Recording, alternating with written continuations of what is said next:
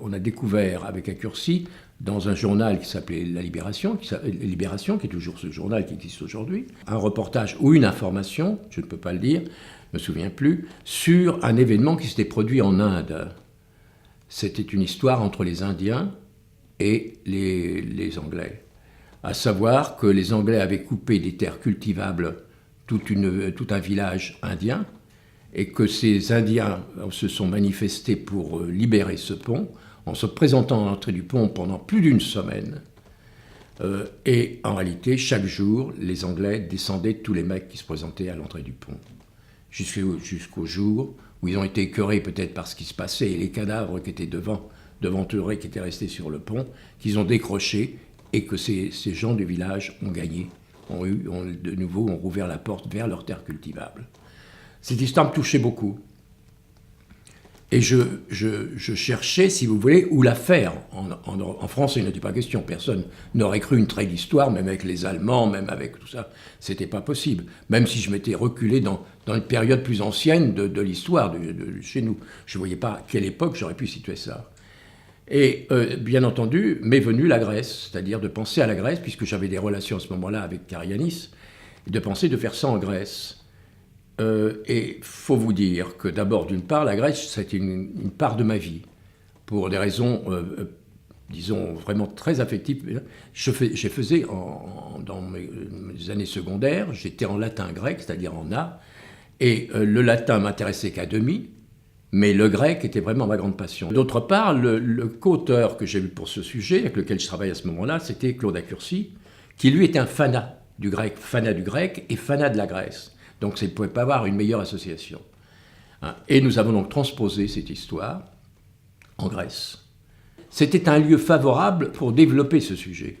Ça me paraissait ça me paraissait à l'aise, d'être à l'aise avec ces gens. D'abord, cette langue je pouvais lire.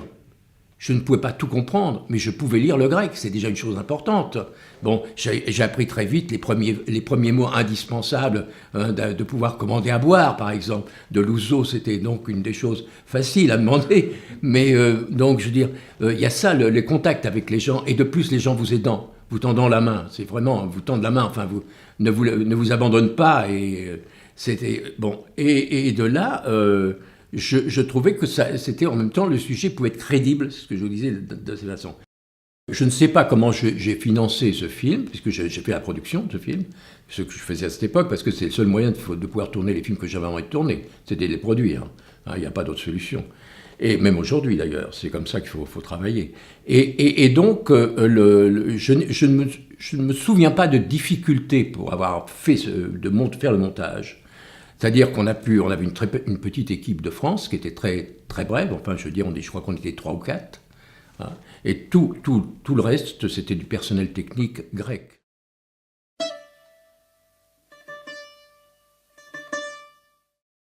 Karayiannis, c'est un garçon qui est venu, me voir et qui m'a demandé s'il pouvait assister au tournage du film que j'étais en train de tourner à cette époque. Et... pour des raisons, je ne sais pas, rien ne me poussait ni à refuser, ni à accepter, enfin, je trouvais que ça ne posait aucun problème. Surtout, si je peux peut-être le dire maintenant, c'est que ce film, en réalité, j'étais très détaché de ce film, étant donné que j'avais déjà obtenu du producteur que je ne le signerais pas, que je serais seulement considéré comme superviseur ou conseiller technique. D'ailleurs, ça s'est terminé comme ça. Donc, ça ne me gênait pas qu'on se trouve sur le tournage, c'est peut-être la raison qui a été plus facile. Donc il assistait à tout le tournage, certainement il a mis la main à la pâte, sans aucun doute, il n'y a pas de problème. Et je crois qu'on l'a fait figurer pour le remercier comme deuxième assistant sur le générique du film. J'en suis pas sûr, mais ça peut être vérifié. On a noué des relations, il m'a invité en Grèce, à titre purement amical, et peut-être pour me remercier de sa période sur ce tournage, où il m'a fait découvrir la Grèce. C'est-à-dire que j'ai pu aller au Météore avec lui, par exemple, aller voir ces histoires de moines et leurs paniers, etc., pour quand ils étaient attaqués, pour pouvoir s'en aller, etc., ou avoir du ravitaillement. J'ai assisté à Épidore, à une pièce de théâtre dans le soleil couchant, un truc magnifique, enfin, etc. Et donc, la Grèce, c'est resté une porte ouverte pour moi. Il était présent, mais présent et actif. Et actif, et vraiment, non, ça se passait très bien. En même temps, il était comédien, il jouait un des rôles, et c'est lui qui a voulu jouer ce rôle. Moi j'étais OK, il n'y a pas de problème. Mais il jouait le rôle vraiment du chef méchant. Il m'a aidé vraiment énormément, et je ne peux avoir qu'un excellent souvenir, enfin, de lui et de sa famille. Et de sa famille, ils étaient tous soudés, enfin, il y a son frère, et sa mère, et son père, qui était un type merveilleux, c'est son beau-père, je crois. Et donc, c'était des gens merveilleux qui m'ont ouvert leurs portes, qui m'ont ouvert leur vie, et qui m'ont permis vraiment alors de découvrir l'amour de ce pays, oui, c'est vrai.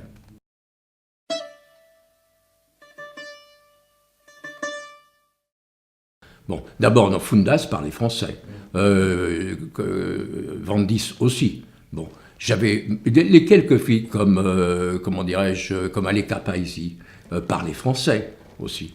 Donc, j'avais pour quelques acteurs, de problèmes de traduction qui se passaient très bien. On traduisait. Et je dois dire que c'était des garçons gonflés. Enfin, je veux dire, ils ne mollissaient pas. C'était pas la peine de leur dire, quand il avait traversé la rivière de nuit avec une eau qui était glacée, pas glacée, mais presque glacée, il l'a passé. C'était pas de...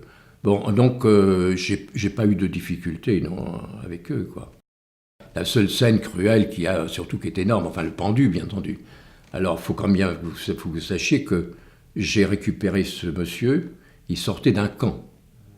À ce moment-là, il avait été interné pour des raisons politiques. Il était donc sorti, et on me l'amène, mais je lui ai dit, mais vous savez ce qui va vous arriver, hein, on va vous pendre à une branche, etc. C'est quand même peut-être pas le moment. Il m'a dit, non, ça me ferait plaisir. Bon, eh bien, il n'y a pas eu de problème, donc vous voyez qu'il n'y avait pas de ménagement non plus. Je veux dire que j'ai eu de la part des gens qui sont venus sur le film, il y avait une adhésion très particulière.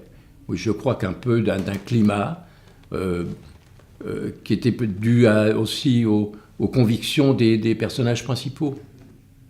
Possible de Vandis, de Fundas, d'Aleka Paisi. Aleka Paisi aussi a eu des soucis. Elle a eu des soucis, elle a été protégée par Irène Papas. C'est une comédienne extraordinaire. C'était la Suzanne Flon de chez nous.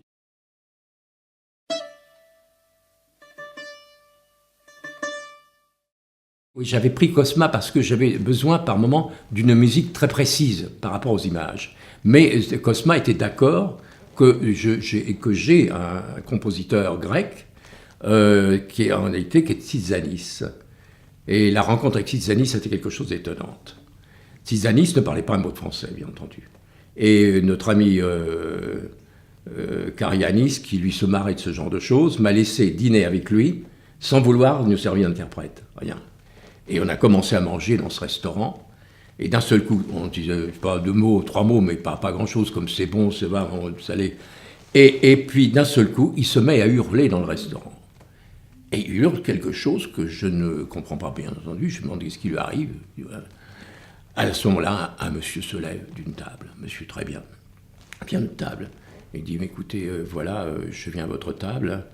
Permettez que je m'assoie parce que monsieur Tzizanis vient de hurler en disant, il n'y a pas un con dans cette salle qui parle français pour que je puisse parler avec mon ami. Alors je viens. Il dit, je me présente, je suis le président du tribunal d'Athènes. Voilà. Et donc il nous a servi d'interprète pendant le repas, mais pour me dire une chose. Tzizanis voulait me dire que quand nous aurons fini de manger, il veut m'emmener dans la banlieue d'Athènes et jouer pour moi. Alors, ça y est, je commence. Ça me fait, à chaque fois que je repense à ça, ça me fait des frissons dans les bras. Et je dis volontiers, il n'y avait pas de problème.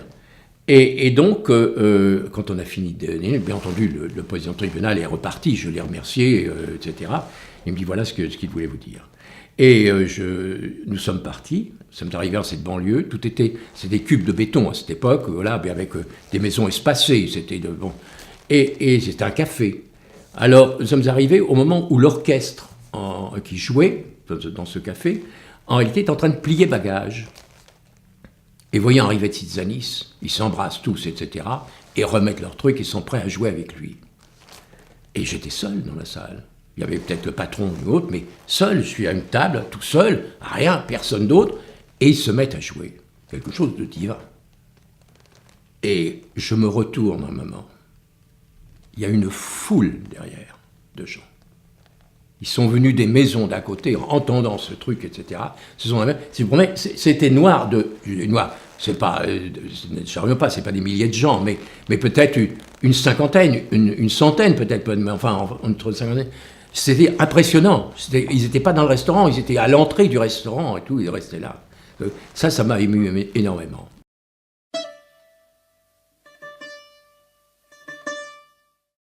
Donc, je n'ai pas eu de problème. C'est seulement à la fin, j'ai eu la nécessité, si vous voulez, de faire comme je le voulais, parler en grec et sous-titré français. Donc, là, je me suis trouvé avec un petit peu des difficultés financières. Et c'est François Truffaut qui j'ai demandé conseil. J'ai dit, qu'est-ce que je peux faire avec ce truc, ce film? Il faut que j'aille faire le doublage en Grèce, avec les véritables acteurs. Il faut que je trouve des ronds. Comment j'ai trouvé ça? Et il me conseille, il me dit, écoute, il y a Dassin à Paris, et il y a Mélina Mercouri, va les voir, frappe à leur porte, tu verras bien. Et effectivement, j'ai frappé à leur porte, ils sont venus voir le film, et le film leur a plu certainement, puisqu'ils m'ont dit qu'ils s'occuperaient de ce film. Et Dassin est allé voir les artistes associés, et les artistes associés n'avaient pas tellement apprécié que j'ai fait Les Tripes au soleil avant. Je n'étais pas le personnage qui leur convenait. Donc il a eu là une porte close, pourtant il était très bien dans cette société. Et c'est Dassin qui m'a demandé combien il me fallait d'argent pour finir ce film, et qui me l'a donné. Voilà. Il y a juste Mercouri qui m'a demandé un petit avantage, parce qu'elle était affolée pendant la projection, on égorgeait un mouton. Parce qu'il y avait quand même un peu de brutalité comme dans ce film. On n'égorgeait pas les hommes, on les tuait, c'était moins grave, vous voyez. Mais le mouton, l'égorger, c'est quand même un problème. Elle m'a dit, Claude, faut que vous enleviez ce plan. J'ai voulu lui faire plaisir, j'ai enlevé le plan. Voilà. C'est la première fois que j'ai accepté une censure, voilà, et avec vraiment de bon cœur.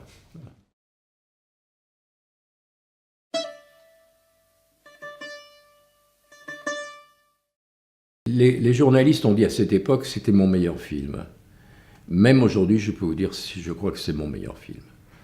C'est d'abord sur un sujet qui est délicat, qui s'appelle la non-violence.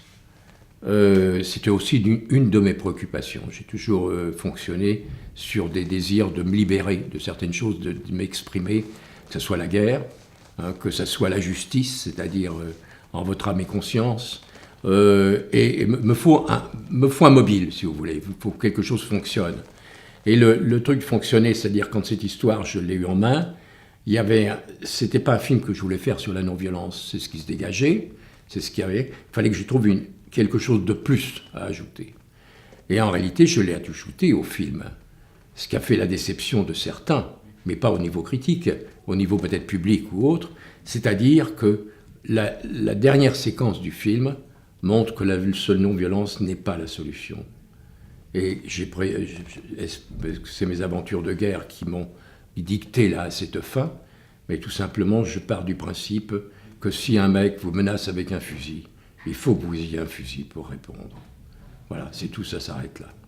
Alors donc, c'est un peu brutal. C'est brutal d'avoir cette fin de film comme ça, parce qu'on voit ces gens qui ont gagné, le pont est libéré, mais après X morts. Et en réalité, on leur apprend que la guerre est finie déjà depuis une semaine. C'est-à-dire tout ça, c'était inutile. Ils seraient restés au chaud pendant ce temps-là. Ils seraient tous encore là, tous ensemble. Voilà. Ce que j'ai moins apprécié, si vous voulez, je peux quand même vous le dire au passage, de cette aventure, c'est qu'on m'ait reproché au moment du festival de Salonique, où le film a été présenté, c'est le producteur grec qui l'a présenté, où ils ont donné le prix d'interprétation à Titos Vandis et à Georges Foundas. On a dit, on ne voit pas ce que vient faire un réalisateur français sur une affaire, histoire grecque, se mêler à l'histoire grecque. Alors là, j'avoue que j'ai sorti de mes gonds, j'ai dit, c'est pas possible. Ça ne s'est jamais passé en Grèce. Il faut quand même être sérieux. Cette histoire n'existe pas. D'ailleurs, on n'a pas défini le rôle de l'ennemi, on n'a pas défini le nom, l'origine de l'ennemi. Bon, ça ressemble un peu aux Turcs, je vous l'accorde, parce que c'est facile. Mais je veux dire, on ne l'a pas accentué, on n'a pas... Donc, je laissais comme ça, un peu libre, si vous voulez, que le film se situe même ailleurs. On aurait pu éviter que, on aurait pu très bien dire qu'on ne savait pas où ça se passait. Hein, c'était aux gens de repérer, qui auraient certainement retrouvé que c'était la Grèce. Quand les critiques ont commencé à apparaître, eh bien tous ont relevé la mauvaise qualité de ce doublage. C'est-à-dire, on m'ont confirmé, je l'avais déjà signalé au distributeur en disant c'est pas bon, c'est pas un bon doublage, etc. Et j'avais demandé qu'on conserve déjà la version originale sous-titrée pour certains cinémas. Et en réalité, le distributeur continuait, voulait l'exploiter en version française. Donc, vous verrez, puisque je vous ai laissé là des documents, vous verrez qu'il y a partout, tous reprochent ce mauvais doublage qui, en réalité, ils disent même, ils sont très gentils, ils disent que ça, effectivement, ça dénature pas le film, mais c'est pas vrai. Je suis désolé, ça change complètement le problème. Surtout, ils l'ont doublé comme un style, comme un western. Donc, c'était absurde. Et à partir de cet instant, j'ai interdit la diffusion du film en français, et je ne l'ai autorisé qu'en version grecque soulignée de sous-titres. Alors forcément, la carrière n'est pas la même, on n'est plus dans les mêmes circuits.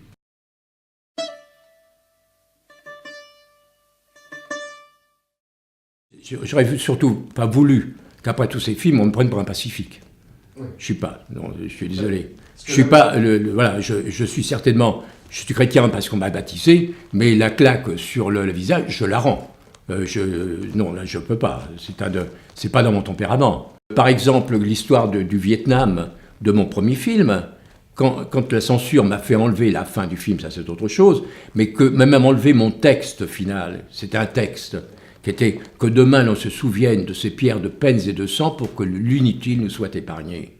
C'était quand même clair, c'est parce qu'en réalité, on ne se souvenait pas. Et même, je veux vous dire qu'aujourd'hui, on ne se souvient pas, puisque notre président actuel ne connaît pas la guerre d'Indochine, ne la cite pas. S'il parle des anciens combattants, il ne parle jamais de l'Indochine. Jamais, ça n'existe pas. Et c'est une guerre, en réalité, que les socialistes ont faite. Bon, alors il faut quand même être sérieux. C'est pas il y a un problème. Donc, je veux pas qu'on oublie. J'ai des garçons que j'ai bien connus. Comme dans les scènes de Charlie Bravo, ce garçon qui meurt et qui dit en réalité, j'étais là, j'étais à côté de lui. C'est pas moi qui ai fait la scène, la suite de la veine, je l'ai inventé, bien entendu.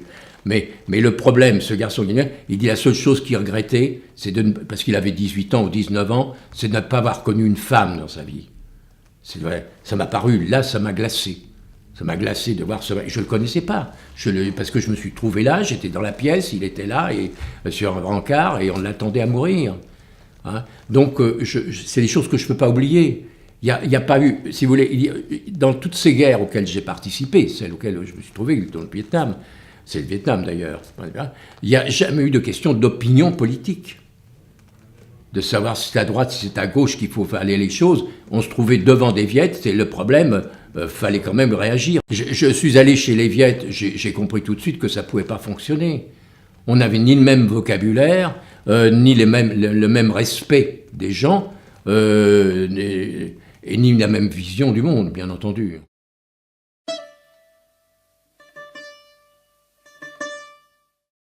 Peut-être nous allons le ressortir. Voilà, c'est possible, parce que je viens de récupérer ce film, et c'est pas impossible que ce film revoie le jour, y compris en salle. Mais dans sa version originale et version grecque, enfin voilà.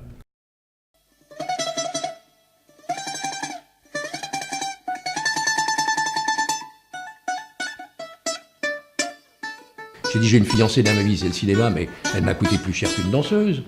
Hein, mais heureux, j'ai fait, et je fais toujours ce qui me plaît, et ce qui vraiment...